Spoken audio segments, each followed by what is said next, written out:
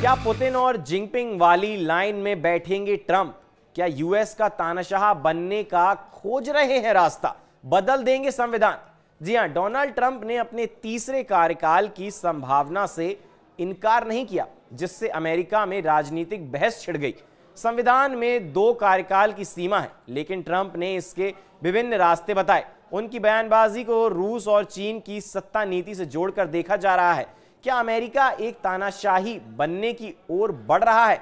यह सवाल इसलिए क्योंकि अमेरिका के राष्ट्रपति डोनाल्ड ट्रंप ने अपने तीसरे कार्यकाल की संभावना को खारिज नहीं किया है। उनके इस बयान से अमेरिका के राजनीतिक हलकों में हलचल मच गई है। एक इंटरव्यू में ट्रंप ने कहा, ऐसा करने के तरीके हैं, और जोर देकर कहा कि वे मजाक नहीं कर रहे हैं। दरअसल अमेरिकी संविधान का 22वां संशोधन 1951 में लागू हुआ था, जो किसी भी व्यक्ति को 2 बार से ज्यादा राष्ट्रपति बनने से रोकता है। ट्रंप का यह बयान संविधान के खिलाफ है। उनके इस बयान के बाद यह भी सवाल उठ रहा है कि क्या वह रूसी राष्ट्रपति पुतिन और चीनी राष्ट्रपति शी जिनपिंग की राह पर हैं, क्योंकि दोनों नेताओं ने भी नियमों में बदलाव कर लंबे समय तक सत्ता को अपने कंट्रोल में रखा है। रूस में पुतिन ने 2020 में संवैधानिक संशोधन करवाए, जिससे वे 2036 तक सत्ता में रह सकते हैं। इससे पहले वे 2008 से 2012 तक प्रधानमंत्री बनकर अप्रत्यक्ष रूप से सत्ता संभालते रहे।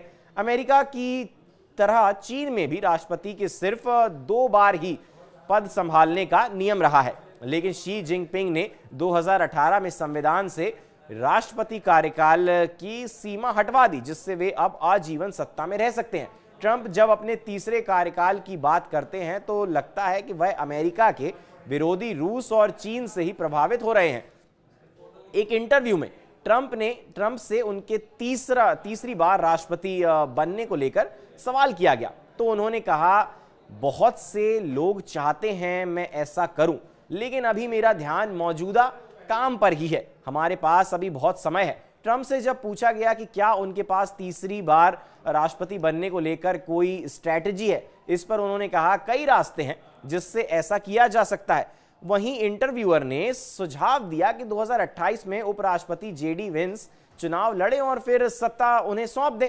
इस पर भी ट्रंप ने कहा, यह एक तरीका है, लेकिन इसके अलावा भी विकल्प हैं। हालांकि उन्होंने इसके आगे कुछ नहीं बताया। ट्रंप ने साफ किया कि वह मजाक नहीं कर रहे हैं।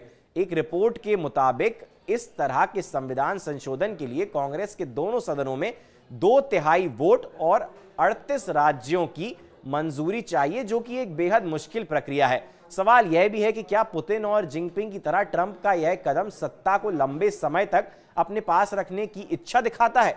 रूस में पुतिन ने चुनावों को नियंत्रित किया और विरोधियों को जेल में डाला, जबकि चीन में जिनपिंग ने सोशल क्रेडिट सिस्टम और निगरानी के जरिए नागरिकों पर पकड़ मजबूत की। ट्रंप भी असहमति को दबाने और सुप्रीम कोर्ट को राजनीतिक हथियार बनाते दिख रहे हैं। पहले कार्यकाल में भी उन्होंने पुतिन और उत्तर कोरिया की तानाशाह किम जोंग उन की तारीफ की थी।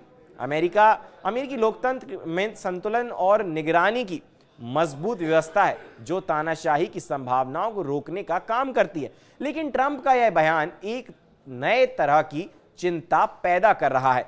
तो अब आने वाले समय में क्या होगा, ये तो वक्त ही बताएगा। फिलहाल के लिए इस वीडियो में बस इतना ही। धन्यवाद।